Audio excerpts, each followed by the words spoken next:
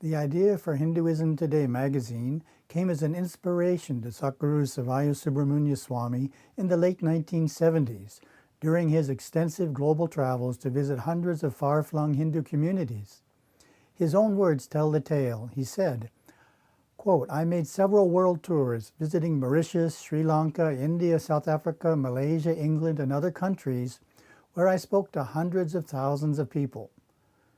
I discovered that Hindus in each country were totally unaware of or did not care about what was happening within the realms of their religion in other places in the world. Out of these tours came the mission of Hinduism Today, to strengthen all the many diverse expressions of Hindu spirituality and to give them a single, combined voice, because everywhere else their voices were individualized. Through this magazine, we delineated the boundaries of Hinduism and placed this great and oldest religion alongside Islam, Christianity, Judaism, Buddhism, Jainism, Sikhism, and the many other religions of the world.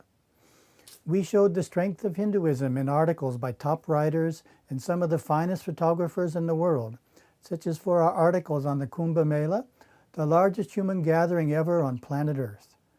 We have been able to bring forward and honor a Hindu of the Year and to listen to the wisdom of Swamis and Swaminis in our minister's message." Unquote. Like Hinduism itself, the message of Hinduism Today, as articulated by Gurudeva and the editors, has not changed over its 30-year existence. However, the form the message has taken continues to evolve and improve with computer technology. Our first black and white newspaper issue, when placed next to our latest 4-color magazine, shows a quantum leap in the use of computer technology.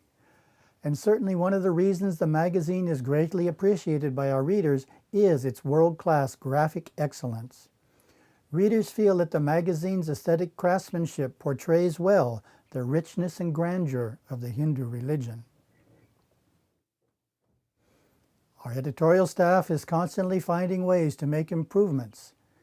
In July of 1986, we moved the entire production platform from process cameras and light tables to that inventive little device, the Macintosh. In December of 1996, we changed from being a broadsheet newspaper to a full-color magazine. In 1998, we were among the first in the industry to adopt computer-to-plate technology, bypassing the old film-to-plate method. Since 2000, the image quality has skyrocketed as photographers have migrated to ever-evolving digital cameras. In 2006, we collaborated with our printer in Missouri to better control the color calibration and correction standards. In celebration of our 30th year, the editors have made some small but significant changes. You will notice the cover type and art have been adjusted for better readability, and the page backgrounds have been lightened. Those who publish tend to love typography, and our team are avid typophiles.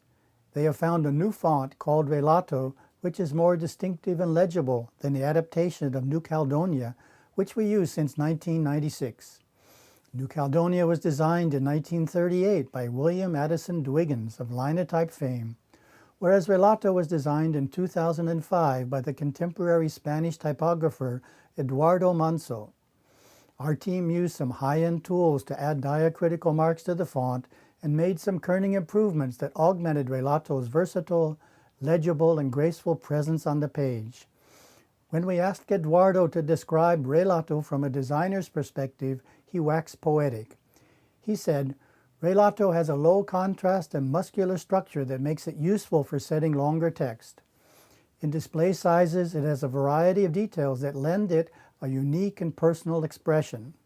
The formal principle of the serif, the variety of terminal strokes, and the combination of curves and semi-straight lines gives Relato a more human flavor. Relato is decidedly contemporary typeface, proposing individual ideas on the design of type." Through our type and tools, our resources and writing, we are determined to keep Hinduism Today on the cutting edge of communication technology as the flagship magazine for Hinduism around the world. Those efforts are not confined to the world of print. Hinduism Today also enjoys a growing digital presence. We have an HTML archive of the magazine available on our website going all the way back to 1979. It is an ideal resource for searching back articles, something I myself often use. In 2006, we launched our digital edition of the magazine. Using an elegant software delivery system we developed, you can download and manage all the PDF files of each edition right on your computer. We know of some readers residing in countries where the print edition is not available who exclusively peruse the PDF version. The digital version has additional audio and video features that enhance some of the articles.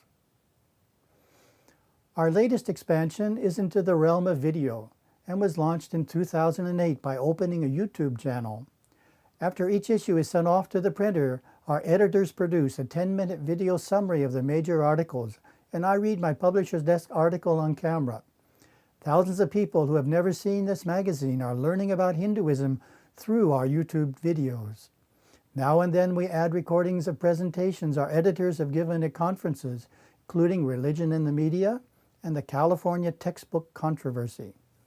We produced our first major video in 2007, a 3-part documentary on the amazing Thai Pusam Festival in Malaysia. It still holds the record for the most views among our YouTube postings. To extend the distribution of Hinduism Today's content, we print extra copies of key educational insight sections as 16-page booklets that can be purchased online and easily used in Hindu religious classes. One of the most popular is 10 questions people ask about Hinduism. Back in the spring of 1990, a group of teens from Chicago sent a request to Hinduism Today for official answers to 9 questions they were commonly asked by their peers.